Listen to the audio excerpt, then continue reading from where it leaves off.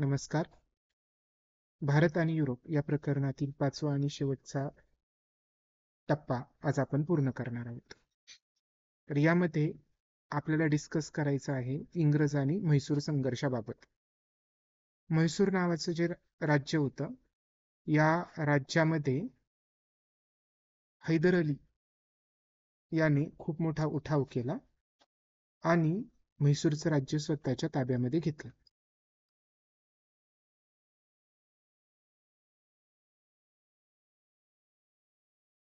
Okay.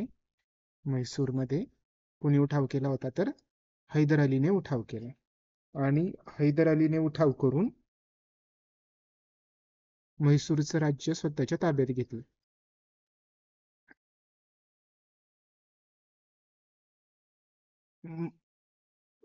या हैदर अलीचा त्याच्या मरणापर्यंत, मृत्यूपर्यंत म्हैसूरवर चांगल्या प्रकारे ताबा होता, ताब्यात घेतले.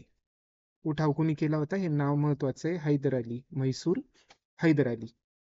इथं ह्याच्यात पण हई आहे आणि इथं पण हई आहे. त्याच्यानंतर त्याचा मुलगा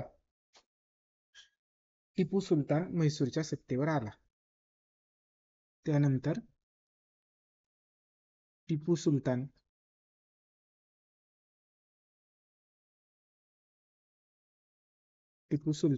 हा म्हैसूरच्या सत्तेवर आला.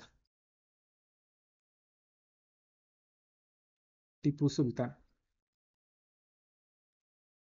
म्हैसूरची सत्ता टिपू सुलतानाच्या हातामध्ये आली आणि टिपू सुलतान हा म्हैसूरच्या सत्तेवर आल्यानंतर ब्रिटिश आणि म्हैसूरचा संघर्ष जो आधी होता तसाच तो कंटिन्युअसली पुढे चालू राहिला. म्हैसूरमध्ये आणि इंग्रजांमध्ये एकूण 4 युद्ध झालेली आहेत. ओके, 4 युद्ध झालेली आहेत. हैदर अलीच्या काळामध्ये आणि टिपू सुलतानाच्या काळामध्ये दोन्ही मिळून एकूण 4 युद्ध झालेली आहे. आणि जो शेवटचं युद्ध होतं 1799 मध्ये, या युद्धात ठिकाणाचं नाव आहे श्रीरंगपट्टणम. इसवी सन 1799 श्रीरंगपट्टणम येथे झालेल्या युद्धात टिपू सुलतान मरण पावला. श्रीरंगपट्टणमच्या युद्धात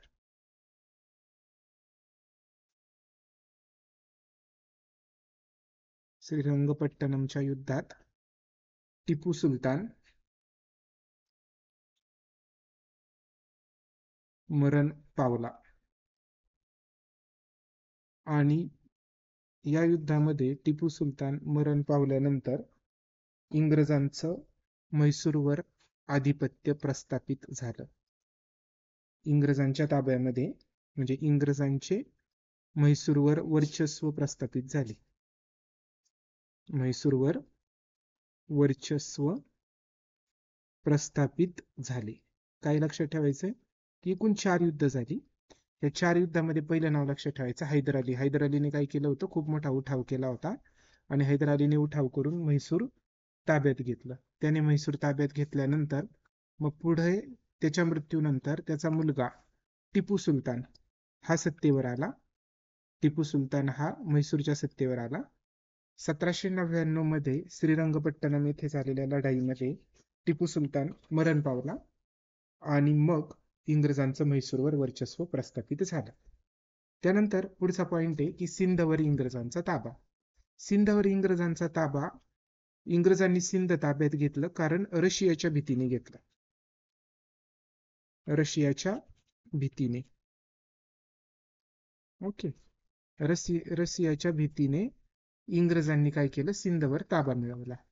कारण काय होतं की रशियाची काय भीती होती? तर भारतातली सत्ता सुरक्षित राहण्यासाठी इंग्रजांना रशियाकडे लक्ष देणं गरजेचं होतं.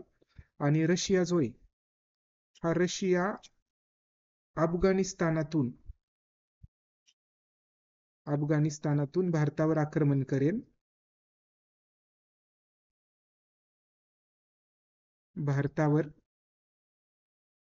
करेल, अशी इंग्रजांना भीती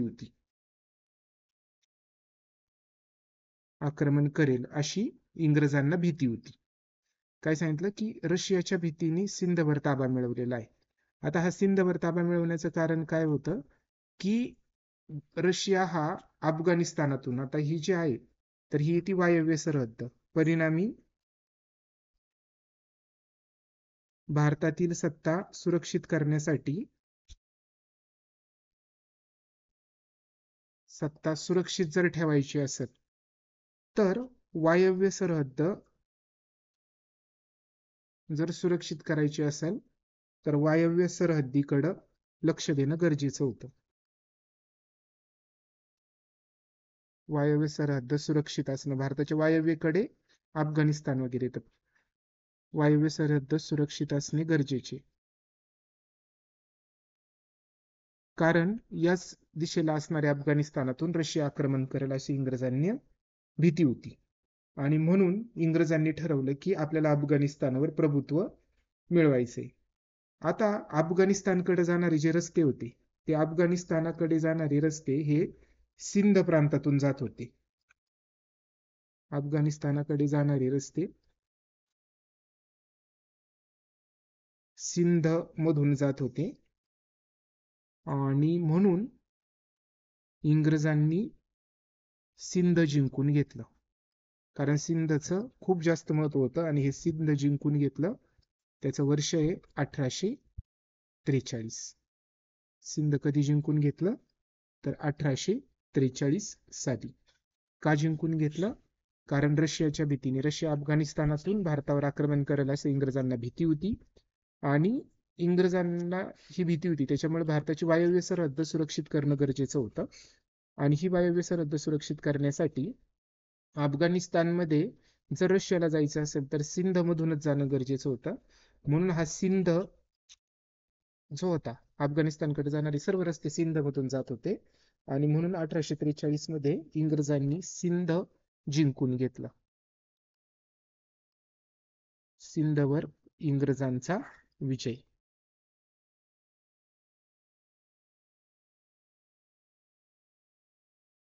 आता यानंतर शीख सत्तेचा पाडा. तर शिखांच्या मध्ये महाराजा रणजित सिंह जे होते, तर त्यांच्या हाती खूप प्रबळ अशी शीख सत्ता राहिलेली आहे. 19व्या शतकाच्या प्रारंभी 19व्या शतकाच्या प्रारंभी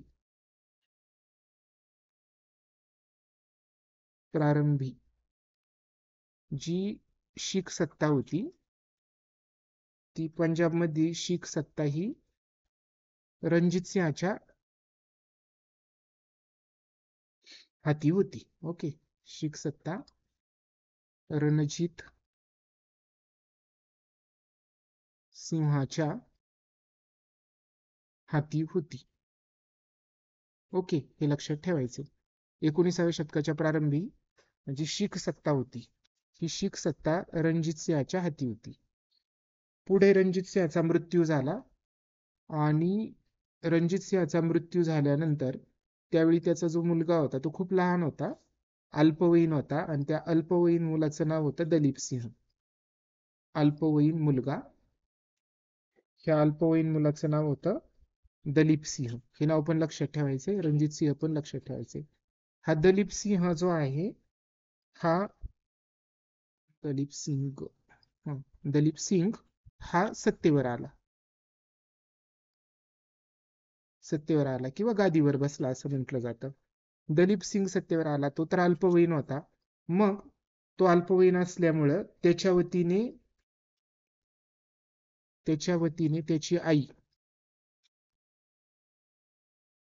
त्याची आई जिचं नाव होतं राणी जिंदन, त्याची आई राणी जिंदन ही राज्यकारभार पाहत होती. राणी जिंदन राज्यकारभार पाहत होती. ओके, काय सांगितलं मी की 19व्या शतकाच्या सुरुवातीला जी शीख सत्ता होती ती रणजित सिंहाच्या हाती होती, पण त्याचा मृत्यू झाला. मृत्यूनंतर त्याचा जो मुलगा होता त्याचं नाव आहे दलीप सिंग. हा दलीप सिंग सत्तेवर आला आणि दलीप सिंग सत्तेवर आला, गादीवर बसला. तो अल्पवयीन होता, त्याच्यामुळं दलीप सिंगची आई, तिचं नाव होतं राणी जिंदल, ही राज्यकारभार पाहत होती. आणि तिचा मात्र राणी जिंदनचा सरदारांच्यावर कंट्रोल राहिला नाही. राणी जिंदनचा सरदारांवर अंकुश राहिला नाही. अंकुश म्हणजे कंट्रोल राहिला नाही. आणि मग ब्रिटिशांनी या संधीचा फायदा घेण्याचं ठरवलं. मग ब्रिटिशांनी काय केलं की शीख सरदारांना फितूर केलं. ब्रिटिशांनी शीख सरदारांना फितूर केलं आणि एक अफवा यानंतर तयार झाली. शीख सरदारांना फितूर केलं आणि ती अफवा होती की इंग्रज हे पंजाबवर आक्रमण करणार आहेत. इंग्रज पंजाबवर आक्रमण करतील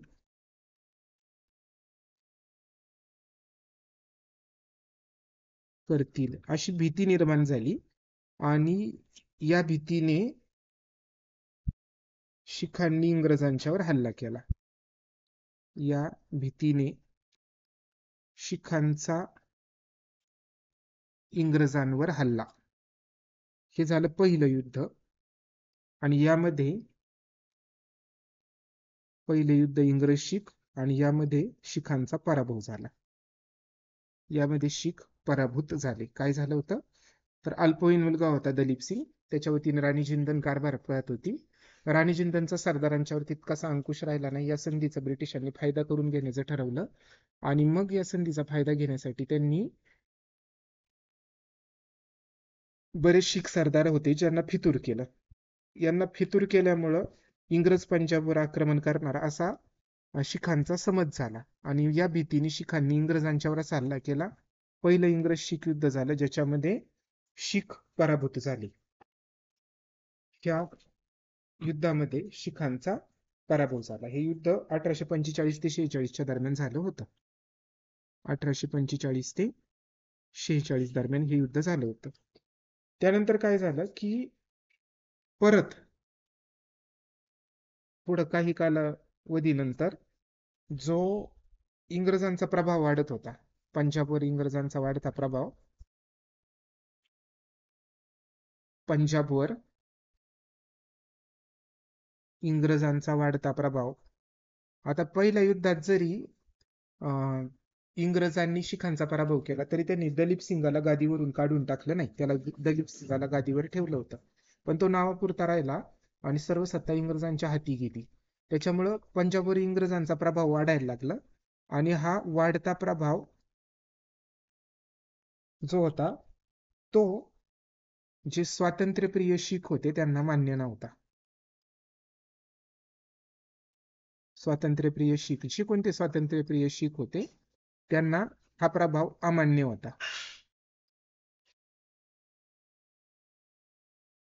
स्वातंत्र्यप्रिय शिखांना अमान्य होता आणि मग त्यांच्या मनामध्ये ही सल राहिली आणि मग मुलतानचा एक अधिकारी होता.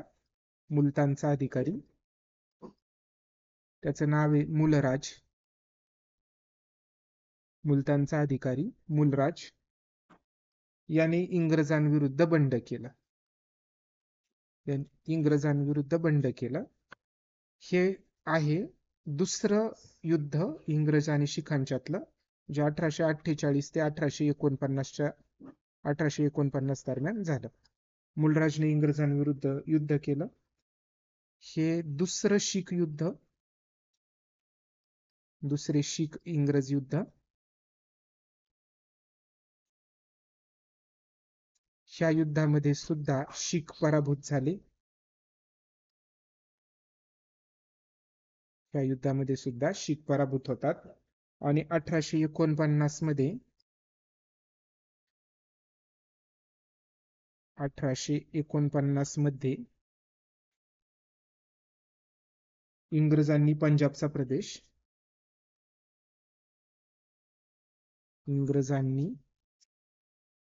पंजाबचा प्रदेश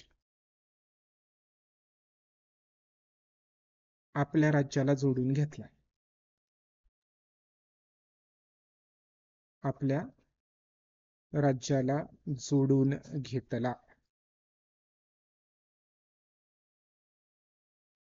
काय काय पाहिलं आपण ह्या चॅप्टर मध्ये, सॉरी ह्या सेशन मध्ये. तर आपली सुरुवात झाली होती इंग्रज फ्रेंच संघर्षापासून. तर भारतातील व्यापारी जी स्पर्धा होती त्याच्यामध्ये फ्रेंच आणि ब्रिटिश हे दोन महत्वाचे प्रतिस्पर्धी होते. त्यांच्यात 3 युद्ध झाले ज्यांना कर्नाटकचं युद्ध म्हणतो. तिसरं कर्नाटकचं जे युद्ध होतं त्याच्यामध्ये ब्रिटिश विजयी झाले. परिणामी भारतामध्ये ब्रिटिश ईस्ट इंडिया कंपनीला प्रतिस्पर्धी उरला नाही.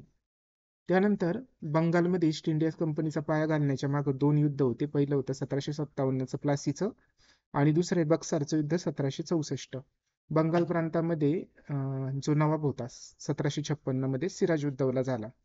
त्याच्या लक्षात आलं की जे ब्रिटिश आहेत ते बंगाल प्रांतात मिळालेल्या व्यापारी सवलतींचा गैरवापर करतायत आणि त्यांनी कोलकात्याच्या वखारीभोवती तटबंदी उभारली. सिराजुद्दौलाने मग याच्यातून कोलकात्याची वखार जिंकली. इंग्रजांमध्ये असंतोष निर्माण झाला. रॉबर्ट क्लाईव्ह आला सिराजुद्दौला विरुद्ध लढाई करण्यासाठी. मीर जाफर फितूर झाला आणि 23 जून 1757च्या प्लासीच्या लढाईमध्ये मीर जाफरच्या नेतृत्वाखाली सैन्य युद्धात उतरलं नाही. त्याच्यामुळं सिराजुद्दौलाचा पराभव झाला आणि त्याचा मृत्यू झाला. त्यानंतर मीर जाफर नवाब बनतो. पुढे गेल्यानंतर मीर जाफर आणि ब्रिटिशांच्या मध्ये पण वाद होतात. मीर जाफरला बाजूला करून मीर कासिमला नवाब बनवलं जातं. मीर कासिम इंग्रजांच्या बेकायदेशीर व्यापाराला आळा घालण्याचा प्रयत्न करतो म्हणून त्याला काढून परत मीर जाफरला बंगालचा नवाब म्हणून बनवलं जातं. मग मीर कासिम अयोध्येचा नवाब आणि नवाब शुजाउद्दौला आणि मुघल बादशाह शाह आलम हे एकत्र येतात. 22 ऑक्टोबर 1764 ला बक्सरचं युद्ध होतं. परत इंग्रज जिंकतात. अलाहाबादच्या तहामुळं बंगालमध्ये ब्रिटिशांना दिवाणी अधिकार प्राप्त होतात. इंग्रज म्हैसूर संघर्षामध्ये 4 युद्ध झाले. म्हैसूरमध्ये हैदर अलीने उठाव करून ते ताब्यात घेतलं होतं. त्यानंतर टिपू सुलतान म्हैसूरच्या सत्तेवर आला. मध्यंतरात 4 युद्ध झाले आणि 1799 ला श्रीरंगपट्टणमच्या युद्धामध्ये टिपू सुलतान पण मरण पावला आणि इंग्रज म्हैसूर वर विजयी झाले. त्यानंतर सिंधवर इंग्रजांचा ताबा होता. रशियाच्या भीतीने इंग्रजांनी वायव्य सरहद्द प्रांत सुरक्षित करण्यासाठी, कारण अफगाणिस्तानातून रशिया आक्रमण करील ही भीती वाटत होती आणि म्हणून इंग्रजांनी सिंध जिंकून घेतला 1843 ला.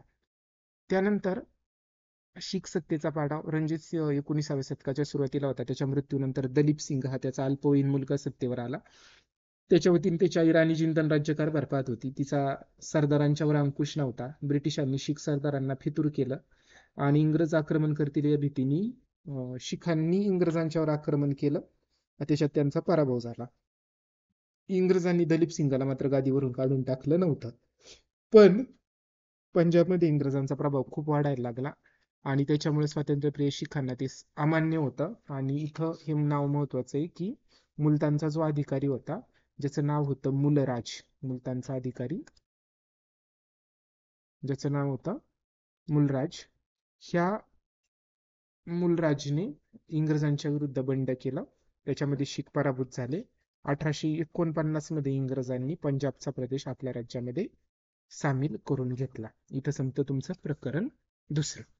धन्यवाद.